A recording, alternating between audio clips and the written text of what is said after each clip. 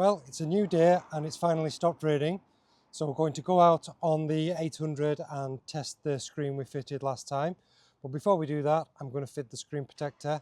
And if you've seen my last screen protector video, you'll see what an absolute pig's ear I made of fitting the one on the screen. So this one's going to be no messing, whip that off, whip this on, and that's it. So there is a cleaning kit, which we're not going to use. We're just going to peel that film off and then put the other one on. There shouldn't be any dust or anything on this. So we have the screen protector here. I'm just going to put that straight on there and then get that on. Just peel the backing off that. Oh man, god damn it.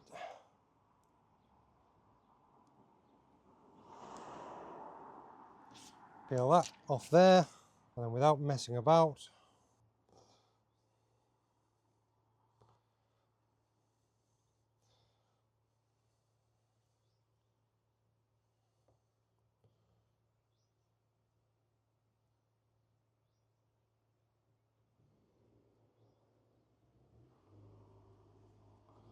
and that is how we do that. Tiny little speck in this bottom corner. But I'll tell you what I'm not doing. I'm not taking it off to do that again. So that's that done.